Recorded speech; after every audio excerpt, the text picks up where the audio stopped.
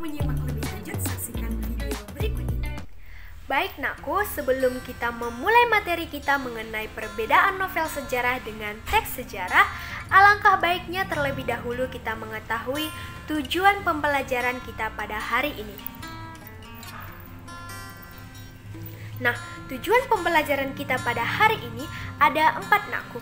Yang pertama itu adalah kalian harus mampu memahami teks cerita sejarah. Yang kedua nakku adalah kalian harus mampu memahami jenis-jenis dari teks cerita sejarah.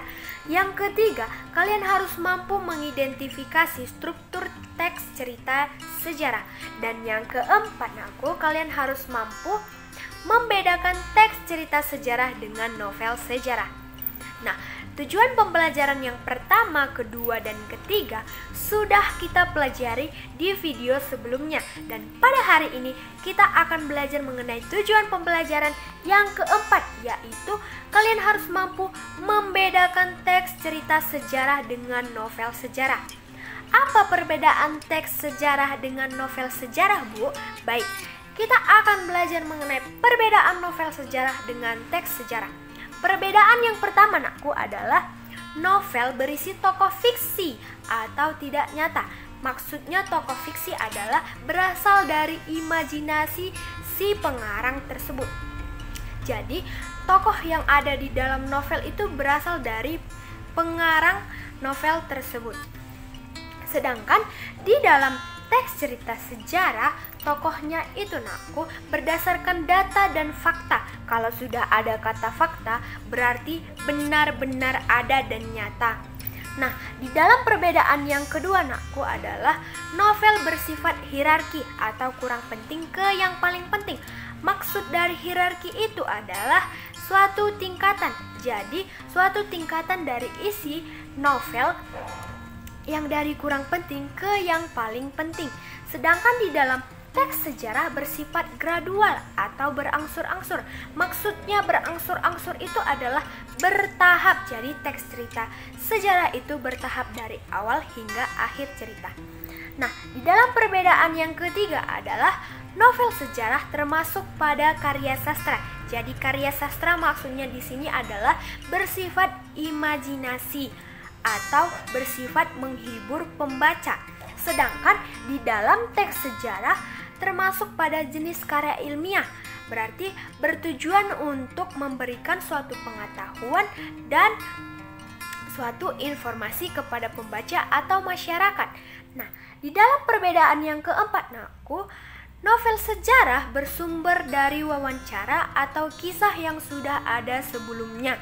Nah, jadi seorang pengarang itu mengambil atau mewawancarai seseorang atau mengambil cerita dari kisah seseorang, kemudian direkayasa agar lebih menarik atau ditambah-tambah atau dikurangi.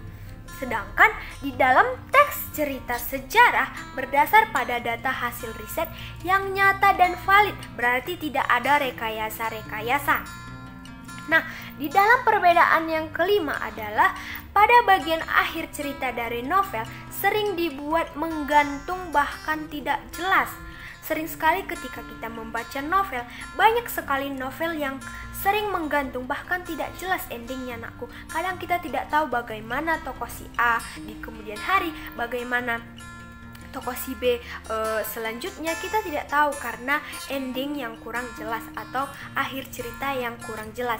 Nah, sedangkan di dalam teks cerita sejarah itu nakku memberikan kejelasan dan ada kepastian pada akhir cerita. Jadi di dalam teks cerita sejarah itu sudah jelas endingnya, sudah jelas akhir ceritanya. Jadi itulah 5 perbedaan dari novel sejarah dengan teks sejarah.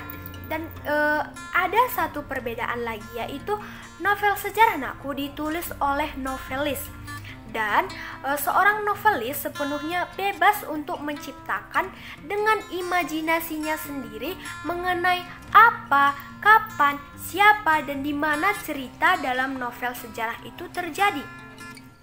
Sedangkan di dalam teks sejarah ditulis oleh sejarawan Dan sejarawan terikat oleh keharusan menulis sesuatu yang benar-benar terjadi di masa lampau, dan cerita sejarah tidak bisa direkayasa, tidak boleh direkayasa, tidak boleh ditambah-tambahi atau dikurang-kurangi. Jadi itulah perbedaan novel sejarah dengan teks sejarah, nakku.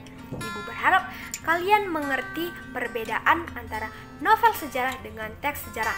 Nah, agar kalian lebih memahami perbedaan novel sejarah dengan teks cerita sejarah, Ibu memberikan contoh novel sejarah dengan teks cerita sejarah. Nah, di sini Ibu mengambil 3 contoh novel sejarah. Yang pertama itu adalah Tenggelamnya Kapal Van der Wijk. Yang kedua itu adalah novel Bumi Manusia. Yang ketiga itu adalah Halaman Terakhir. Sedangkan di dalam contoh teks cerita sejarah, Ibu mengambil mengenai proklamasi pada tahun 1945. Yang kedua adalah mengenai kemerdekaan Indonesia. Yang ketiga adalah mengenai Bandung Lautan Api. Nah, dari contoh tersebut kita bisa mengambil perbedaan dari unsur intrinsik dan unsur ekstrinsik dari novel sejarah dan teks sejarah. Nah, unsur intrinsik yang ada di dalam novel sejarah itu ada 7, nakku. Yang pertama itu adalah penokohan, tema, latar, alur, sudut pandang, amanat, dan gaya bahasa. Sedangkan unsur intrinsik yang ada di dalam teks cerita sejarah itu ada penokohan, tema, plot atau alur, latar, konflik, dan gaya bahasa. Hanya ada 6, nakku. Karena di dalam teks cerita sejarah tidak ada yang namanya amanat. Sedangkan di dalam novel sejarah ada amanat tetapi tidak ada konflik. Nah, adapun perbedaan unsur ekstrinsik dari novel sejarah yaitu yang pertama adalah nilai agama, budaya, sosial, dan moral. Sedangkan di dalam teks cerita sejarah memiliki 6 nilai. Yang pertama itu adalah ada nilai agama, nilai budaya, nilai sosial, moral, pendidikan, dan psikologi. Baik, nakku, itu adalah perbedaan dari novel sejarah dengan teks sejarah. Ibu berharap kalian mampu memahami apa yang sudah Ibu jelaskan tadi. Dan Ibu juga berharap kalian mampu menanamkan nilai karakter semangat. Seperti yang sudah Ibu jelaskan di awal tadi, kalian harus semangat dalam mengerjakan tugas dan tanggung jawab dengan sukacita. Ibu berharap dimanapun kalian berada tetap dalam keadaan sehat dan dijauhkan dari COVID-19. Tetap semangat dan salam SRD.